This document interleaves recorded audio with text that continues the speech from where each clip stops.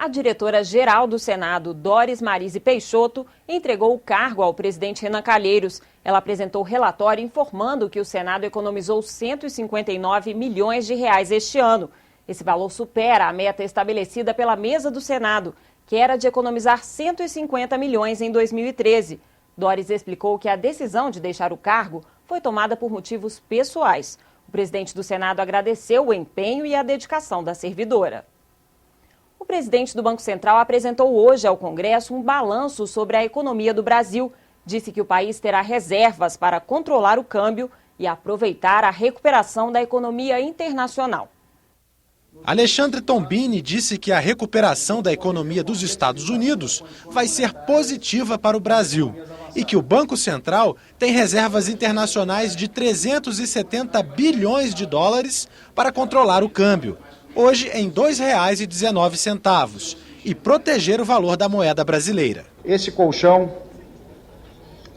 permite ao Banco Central, nesse período de transição, marcado por níveis mais elevados de volatilidade e pelo aumento da aversão ao risco, ofertar proteção aos agentes econômicos e liquidez aos diversos segmentos do mercado de câmbio brasileiro. A estimativa é que a economia internacional cresça 3% este ano e 5,5% em 2014. O Brasil registrou crescimento de 1,5% no segundo trimestre, o que, segundo o presidente do Banco Central, aponta para uma taxa de 6% em 12 meses. Outros indicadores divulgados: crescimento de 3,6% nos investimentos e estimativa de crescimento da safra agrícola em 15,5%. Tombini, por outro lado, reconheceu que a inflação ainda está em patamares desconfortáveis, atualmente em 6% ao ano, segundo o IPCA. Mas disse que a política de elevação de taxas de juros, iniciada em abril, vai ajudar a controlar os preços e levar a taxa para o centro da meta, ou seja, 4,5% ao ano. Os esclarecimentos sobre o desempenho do primeiro semestre da economia foram prestados aos parlamentares de 6 comissões do Congresso, entre elas a Comissão Mista de Orçamento. Nós tivemos um pico de inflação em junho, julho, o que é óbvio deixou desconfortado todos os agentes econômicos do governo, mas ele deixou claro que, em primeiro lugar, isso é muito importante, a inflação está absolutamente sob controle. E, em segundo lugar, está decrescente. Então, sob controle decrescente, passa, é óbvio, tranquilidade ao mercado, passa tranquilidade a esta comissão, a esta casa.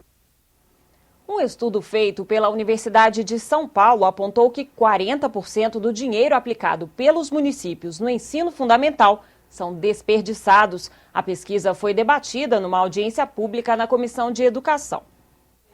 De acordo com o levantamento, a verba de que os municípios dispõem hoje é suficiente para atingir as metas da educação para 2021. O representante do governo criticou a metodologia do estudo e defendeu mais recursos para o setor.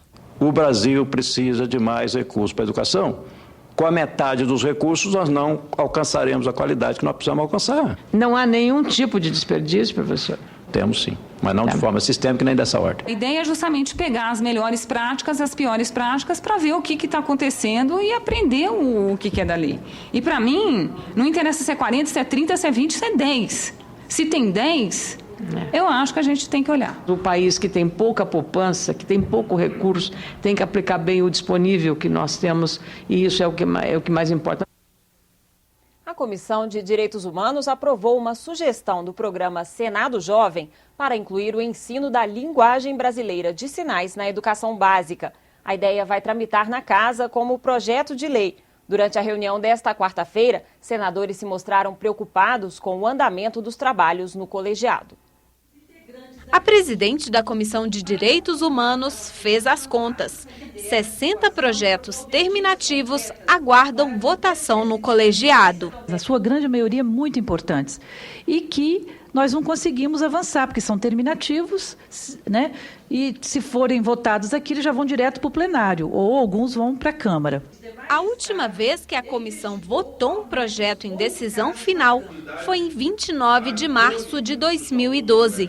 De lá para cá, o quórum não tem sido suficiente. Estou chegando ao ponto de, quando alguma matéria de meu interesse vai para voto, eu peço para não ir para a CDH.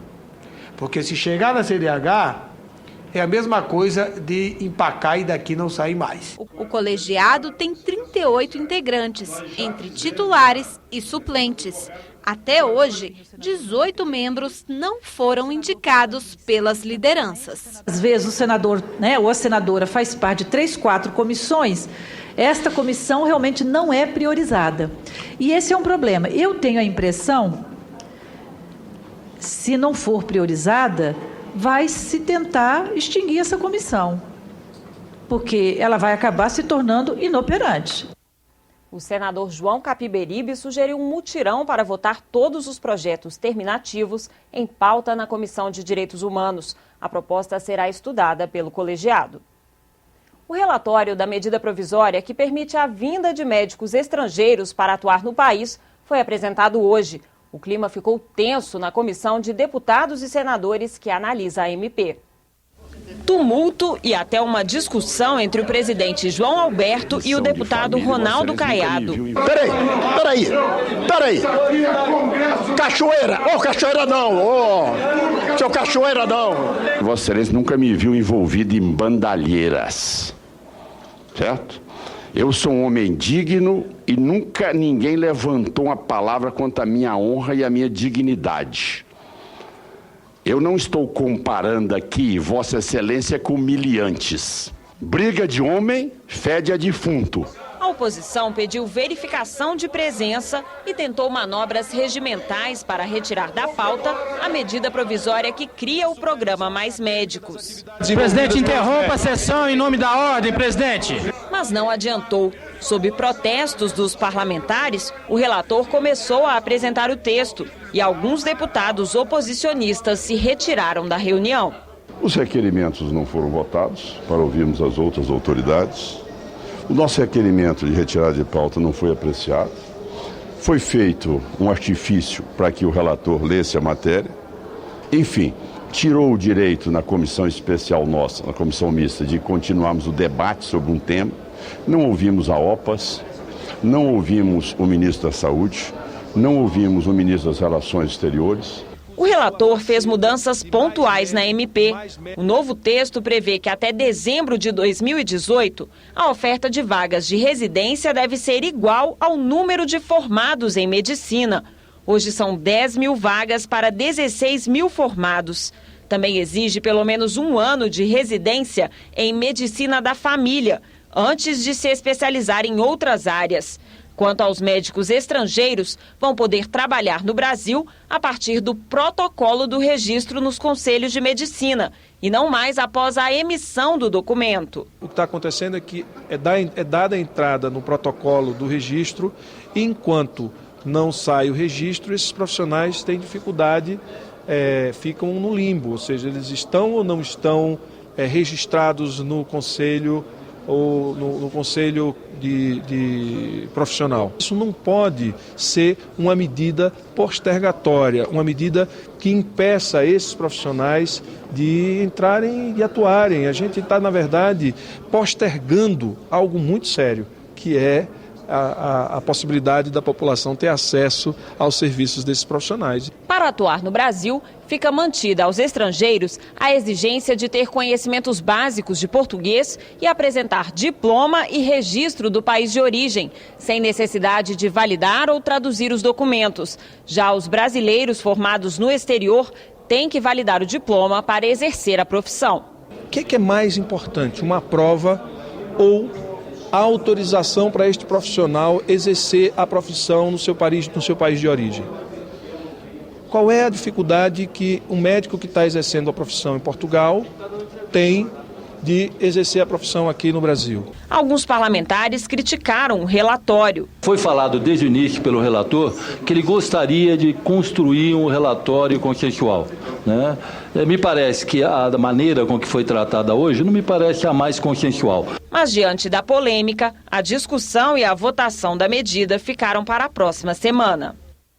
Os senadores aprovaram hoje projeto que regulamenta o direito de resposta. Previsto na Constituição, essa garantia estava sem regulamentação desde que o Supremo Tribunal Federal considerou a antiga lei de imprensa inconstitucional.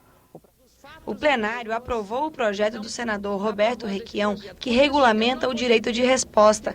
Essa garantia já estava prevista na Constituição, mas dependia de regras.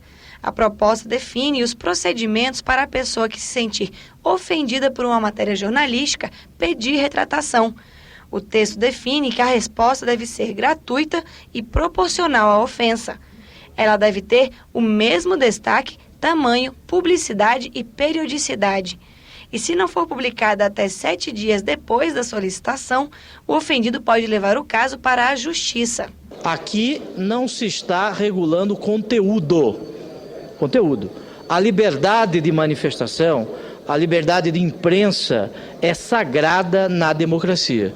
Não é censura.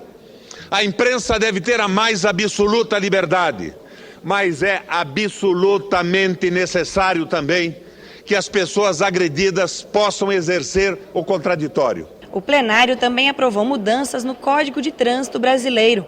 O substitutivo do senador Aníbal Diniz incorporou 4 projetos de lei.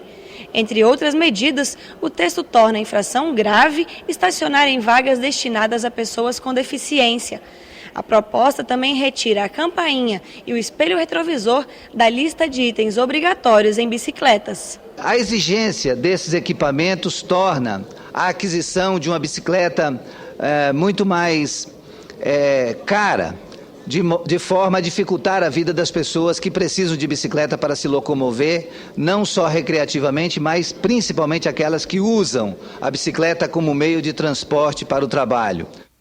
O projeto também prevê que as rodovias federais tenham placas indicando o pronto-socorro mais próximo e dá mais tempo para o condutor recorrer de multas se ele informar ao Detran que mudou de endereço. A matéria segue para a sanção da Presidente da República. Na página da TV na internet, você pode rever as principais reportagens desta edição. O Jornal do Senado termina aqui. Boa noite e até amanhã.